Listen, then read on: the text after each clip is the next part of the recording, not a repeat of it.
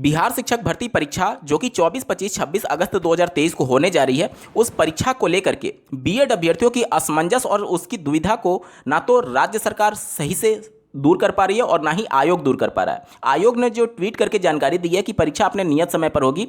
हालांकि honourable supreme court के द्वारा जो फैसला दिया गया है उसको रियलिस्टिक होकर के एजम्पशन बनाए जाने के संदर्भ में भी आयोग ने ट्वीट करके जानकारी दी है। इससे कहीं भी ये स्पष्ट नहीं हो रहा है कि बीएड को लेकर के राज्य सरकार, शिक्षा विभाग और आयोग क्या कुछ आगे की रोड मैप को लेकर के आगे चल रहा है। क्योंकि आज मान लीजिए परीक्षा दिला दिया जाए और भविष्य में ऑनरेबल सुप्रीम कोर्ट के फैसले के आधार पर इनको नियुक्ति पत्र से वंचित कर दिया जाए, तो जो दूसरे राज्य के अभ्यर्थी हैं बिहार में 700, 800, 1000 किलोमीटर दूर जाएं और उसके बाद उनको पता चले कि हम इसके लिए एलिजिबल नहीं है, तो इन सबको लेकर के बहुत एक दुविधा की कंडीशन है। इन सबके रिगार्डिंग बिहार राज्य सरकार, बिहार का शिक्षा विभाग और आयोग अपने स्टैंड को क्लियर क्यों नहीं कर पा रहा है। साथ ही साथ ऑनरेबल सुप्रीम कोर्ट के फैसले के बाद जब बिहार में इसको लागू करने की बात की गई तो ये बातें निकल करके आई कि ये फैसला चूंकि राजस्थान के मामले में दिया गया है तो बिहार पर लागू नहीं होगा। इन सबके रिगार्डिंग डिटेल में एनालिसिस करने जा रहे हैं और ऑनरेबल सुप्रीम कोर्ट ने बिहार के लिए क्या कुछ कहा है ये भी जानना और समझना आपके लिए बेहद जरूरी है। तभी आप समझ पाएंगे कि क्या बिहार इससे अछूता है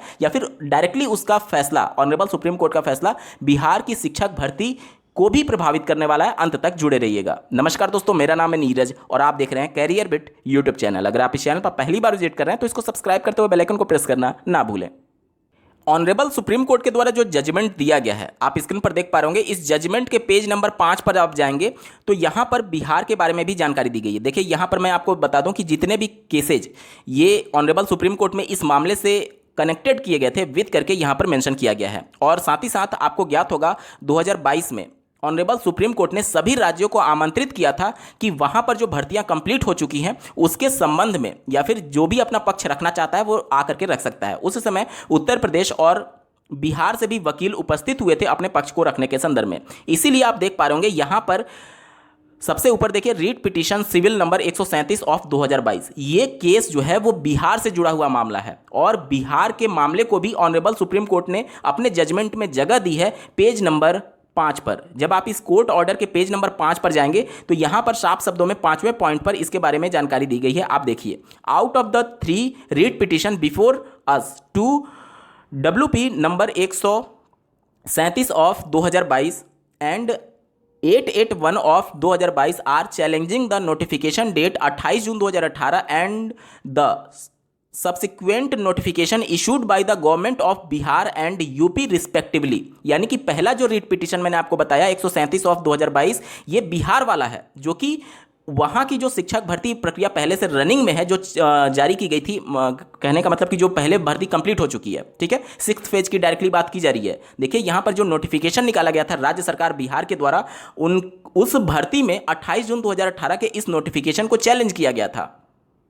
ऑनरेबल सुप्रीम कोर्ट ने अपने फैसले में 37वें नंबर पॉइंट में साफ शब्दों में यह लिखा है कि जो ये याचिका श्री देवेश शर्मा जी के द्वारा, जो कि एक बीएड कैंडिडेट है, दायर किया गया है उसको खारिज किया जाता है। देखिए पहले ही लाइन में लिखा गया है the appeal are dismissed and the judgment date 25/11/2021 of Rajasthan high court is upheld. यानी कि ऑनरेबल जोधपुर हाईकोर्ट ने जो एनसीटी के 28 जून 2018 को नोटिफिकेशन को रद्द कर दिया था, उसी फैसले को ऑनरेबल सुप्रीम कोर्ट ने बहाल कर दिया है। आगे लाइन में पढ़िए, the notification date 28 June 2018 is hereby quashed and set aside. इसलिए जो एनसीटी का 28 जून 2018 का नोटिफिकेशन है वो पूरी तरीके से रद्द किया जाता है और उसको दरकिनार कर दिया जाता है। अब सेकंड लास्ट लाइन बहुत महत्वपूर्ण है, ध्यान से पढ़िएगा।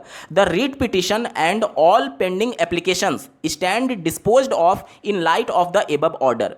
इस लाइन का मतलब ये हुआ कि इस मामले से संबंधित जितने भी मामले हैं जो कि या तो अभी पेंडिंग एप्लीकेशन है या फिर पिटीशंस हैं, उन सभी को ऊपर दिए गए जजमेंट के अनुसार डिस्पोज ऑफ कर दिया गया, यानी कंप्लीट कर दिया गया। देखिए दो चीजें होती हैं, पहली लाइन में डिसमिस लिखा गया है, डिसमिस का मतलब कि जो बीएड का याचिका था उसको खारिज किया गया है, और अंतिम सेकंड लाइन में डिस्पोज ऑफ लिखा गया है। डिस्पोज ऑफ का मतलब होता है कि कंप्लीट कर देना, यानी कि अन्य जो भी याचिकाएं थीं जैसे बिहार की शिक्षक भर्ती से संबंधित उसको कंप्लीट कर दिया गया ऑनरेबल सुप्रीम कोर्ट के इसी फैसले के अनुसार। और फैसला क्या है कि बीएड अमान्य घोषित कर दिया गया है। अब जो पिछली भर्ती है बिहार में जो कि कंप्लीट हो चुकी है, उसके संबंध में ऑनरेबल सुप्रीम कोर्ट साफ शब्दों में ये कह रहा है कि वो पहले से कनेक्टेड है और इसमें लिस्ट है, और इसलिए जो भी पेंडिंग एप्लीकेशंस हैं उसको कंप्लीट कर दिया जाए ऊपर दिए गए जजमेंट के अनुसार। यानी कि पिछली जो भर्ती बिहार में हुई है 6th फेज की, वो डायरेक्टली ऑनरेबल सुप्रीम कोर्ट ने इस फैसले के अधीन कर दिया है और उसमें बीएड को अमान्य घोषित कर दिया गया है।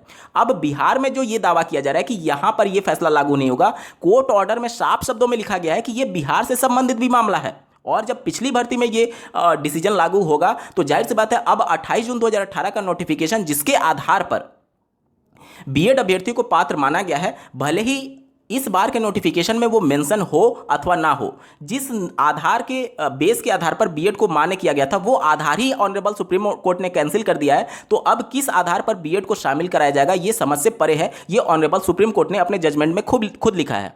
साथ ही साथ यहाँ पर मैं बता दूं कि जो सीटेट पहले के रिजल्ट थे वो सब कुछ डिसक्वालीफाई कर दिए गए हैं बीएड अभ्यर्थियों के लिए। 2022 वाला रिजल्ट देखेंगे तो उस रिजल्ट में साफ शब्दों में मेंशन किया गया कि ये रिजल्ट जो होगा वो ऑनरेबल सुप्रीम कोर्ट के फैसले के अधीन रखा गया था। फैसला बीएड के अगेंस्ट में है, यानी वो सीटेट आपका अमान्य घोषित हो गया। अब जब आपके पास पात्रता है ही नहीं तो उस पात्रता के आधार पर आप कैसे बिहार की शिक्षक भर्ती प्रक्रिया में शामिल हो पाएंगे। यानी कि ये सिर्फ गोल गोल घुमाया जा रहा है। राजस्थान हाई कोर्ट के द्वारा जो फैसला दिया गया उसी कोर्ट के फैसले को ऑनरेबल सुप्रीम कोर्ट ने बहाल किया, यानी सीधे सा मतलब ये हो गया कि एनसीटी का नोटिफिकेशन पूरी तरीके से रद्द है और इसके आधार पर पिछली जो भर्तियां हो चुकी हैं वो भी इससे प्रभावित हो रही हैं और जो आने वाली भर्तियां हैं वो तो प्रभावित होंगी ही होंगी।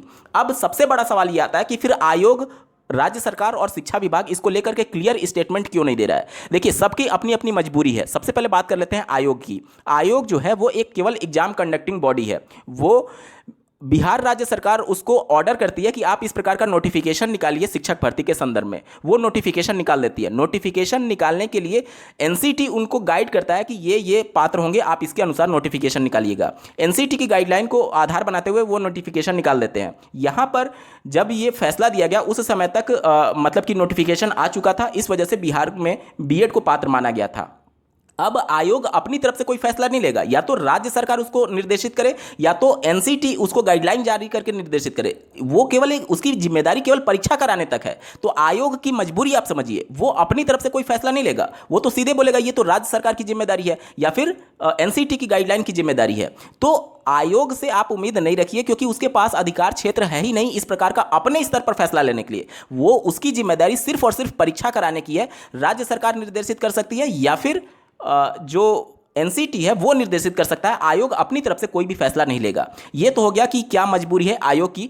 और दूसरा बात करते हैं कि राज्य सरकार इस प्रकार का कोई फैसला क्यों नहीं ले रहा है। देखिए, राज्य सरकार की अगर बात करें तो 2023 में हैं हम लोग, 2025 में विधानसभा चुनाव होने वाले हैं। अगर राज्य सरकार इस समय कोई डिसीजन लेकर के अपने स्तर पर बीएड को बाहर करती है तो सीधे सा ये मतलब जाएगा कि राज्य सरकार बीएड के अगेंस्ट में है। और जो भी विधानसभा चुनाव या फिर लोकसभा चुनाव होते हैं वो इमोशंस के आधार पर होते हैं। कहीं ऐसा मैसेज ना चला जाए कि बिहार की राज्य सरकार बीएड के अगेंस्ट में है, इस मैसेज को ना जाए, इसलिए राज्य सरकार अपने स्तर पर इस समय सतर्कता बरत रही है और इस प्रकार का कोई भी आदेश नहीं दे रही है कि बिहार को बाहर किया जाए या फिर उनको अंदर किया जाए। इसीलिए मौन धारण किया गया बिहार राज्य सरकार के द्वारा। अब बात करते हैं कि एनसीटी इसके संदर्भ में गाइडलाइन क्यों नहीं जारी कर रहा है। देखिए, ऑनरेबल सुप्रीम कोर्ट ने जो फैसला दिया है वह किसी भी जो रेगुलेटरी बॉडी है उनका अपना एक अलग विभाग होता है, कानूनी विभाग, जो कि पूरे फैसले को रीड करता है और उस फैसले में क्या आगे हो सकता है या फिर क्या करना चाहिए इसको लेकर के वो सिफारिश पेश करता है जो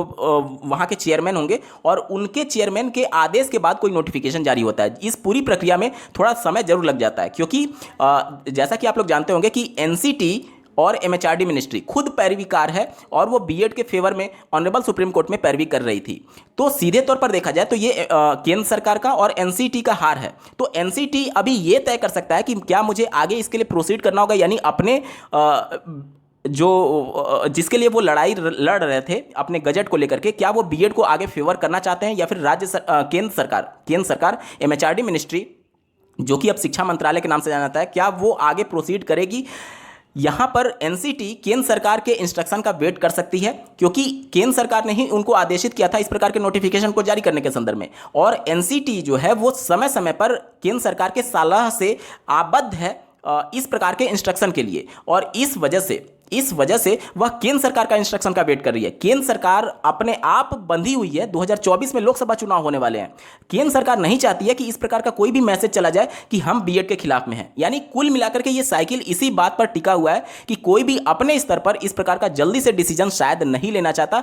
थोड़ा सा सब लोग समय ले रहे हैं ताकि ये मामला थोड़ा शांत हो और उसके बाद से ये मामले को आगे प्रोसीड किया जाएगा या फिर इस प्रकार का कोई संशोधन करके इस प्रकार का आदेश पारित किया जाएगा। इस समय मामला बहुत ज़्यादा सेंसिटिव है। सोशल मीडिया साइट्स पर आप लोग देख रहे होंगे, जगह जगह राज्यों में इसको लेकर के विरोध प्रदर्शन चल रहे हैं। तो कोई भी इस मामले पर इतना जल्दी एक्शन शायद ना ले ताकि और ज़्यादा मामले ना बिगड़ जाएं, क्योंकि ऑनरेबल सुप्रीम कोर्ट का फैसला ही अंतिम एवं सर्वमान्य होगा। उसके बाद ना तो एनसीटी कुछ कर पाएगी और ना ही केंद्र सरकार और ना ही राज्य सरकार कुछ कर सकते हैं। हाँ, इस फैसले के बाद अगर कुछ नियमों में तोड़ मोड़ करे तो वो पॉसिबल है, लेकिन अब तक के हिसाब से ऑनरेबल सुप्रीम कोर्ट का फैसला ही अंतिम एवं सर्वमान्य है। तो अब मैं समझता हूं कि बिहार में जो शिक्षक भर्ती प्रक्रिया चल रही है उसको लेकर के सारे डाउट्स आपके क्लियर हो चुके होंगे कि सबकी अपनी मजबूरी है। इस वजह से ऑनरेबल सुप्रीम कोर्ट पर कोई भी डायरेक्टली नहीं बोलने को तैयार है कि बिहार में शिक्षक भर्ती से बीएड बाहर है अथवा नहीं। लेकिन ऑनरेबल सुप्रीम कोर्ट ने साफ शब्दों में अपने कोर्ट ऑर्डर में बिहार की जिक्र किया है, पिछली भर्ती के बारे में जिक्र किया है। और जो भी बिहार में ये कह रहे हैं कि ये फैसला बिहार में लागू नहीं होगा, आप कोर्ट ऑर्डर में देखिए, साफ शब्दों में बिहार की भर्ती के बारे में जिक्र किया गया है। उम्मीद करता हूं आप सभी के डाउट्स क्लियर हो गए होंगे। इस वीडियो को देखने के लिए आपका बहुत बहुत धन्यवाद। भगवान करे आपका दिन शुभ हो।